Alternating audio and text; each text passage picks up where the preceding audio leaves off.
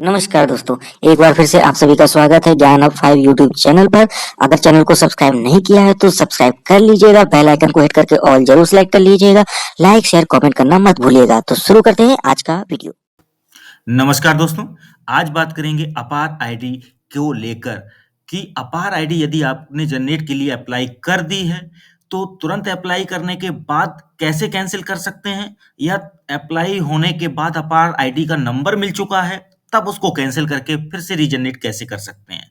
तो दोनों केसेस को एक-एक करके बारीकी से समझते हैं। तो पहला केस कि यदि आपने अपार आईडी जनरेट की है और तुरंत ही रिक्वेस्टेड लिख के आया हुआ है और उसी समय आपको लग रहा है कि नहीं कुछ संशोधन होना है और अपार आईडी को फिर से रीजनरेट करना है, तो उस केस में आपको क्या करना होगा कि जीपी वाले पोर्शन में आना होगा उसी बच्चे के और मोबाइल नंबर जहां पर लिखा है उसमें 999 एंटर कर देना है तुरंत। देखिए ये इस काम में देरी मत कीजिएगा। अपार आईडी जनरेट के लिए जैसे ही अप्लाई किया और उसी के 2-4 मिनट में आपको लगता है कि कुछ गलती हो गई है डेटा इनपुट में, आपको अपार आईडी को इसको हटाकर कैंसिल करना है और दूसरी फिर से अप्लाई करनी है।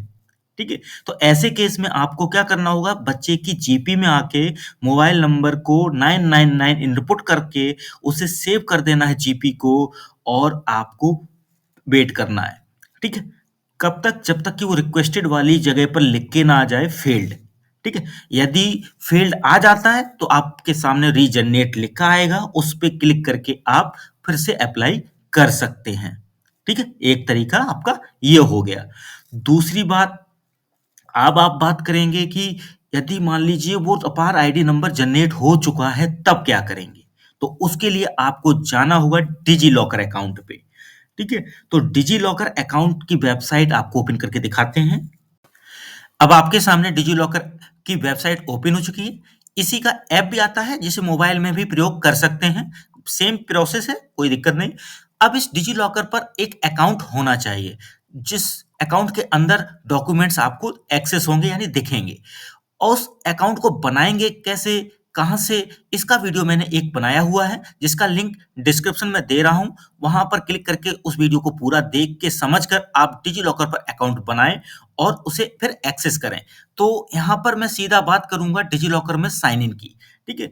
तो इस साइन इन प्रक्रिया को मैं करता हूँ और बताता हूँ कि अपार आईडी कार्ड को डिलीट करके उसको फिर से रीजनरेट कैसे करेंगे। तो करते हैं यहाँ साइन इन प्रक्रिया। तो देखिए यहाँ पर मैंने साइन इन पर जैसे ही क्लिक किया तो आपके सामने sign in to your account की स्क्रीन आएगी। यहाँ पर मोबाइल नंबर का प्रयोग करेंगे क्योंकि जो अकाउंट बनाने की प्रोसेस है वो मोबाइल नंबर के थ्रू गुजरेगी और जो रजिस्टर्ड मोबाइल आप करेंगे उसी मोबाइल नंबर का प्रयोग साइन इन में भी करेंगे। तो आप यहाँ पे अपना रजिस्टर्ड मोबाइल नंबर एंटर करेंगे और नेक्स्ट करेंगे। तो करते हैं।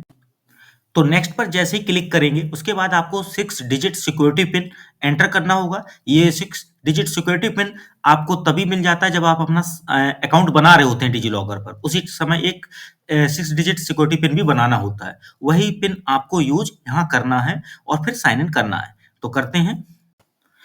अब आपके इसी नंबर पर जो रजिस्टर्ड मोबाइल नंबर डाला है उस पर ओटीपी आया होगा। वो ओटीपी यहाँ इनपुट कीजिए और सबमिट कीजिए। तो देखिए यहाँ सक्सेसफुली लॉगिन हो गया यानी साइन इन हो गया। अब आपके सामने यहाँ पर 2 डॉक्यूमेंट दिख रहे हैं ऑलरेडी, अपार आईडी और दूसरा आधार कार्ड। ठीक है? यहाँ पे अपार आईडी के नीचे लिखा हुआ है एकेडमिक बैंक ऑफ क्रेडिट, इसी को एबीसी कार्ड भी बोलते हैं और एबीसी डेटा भी बोलेंगे।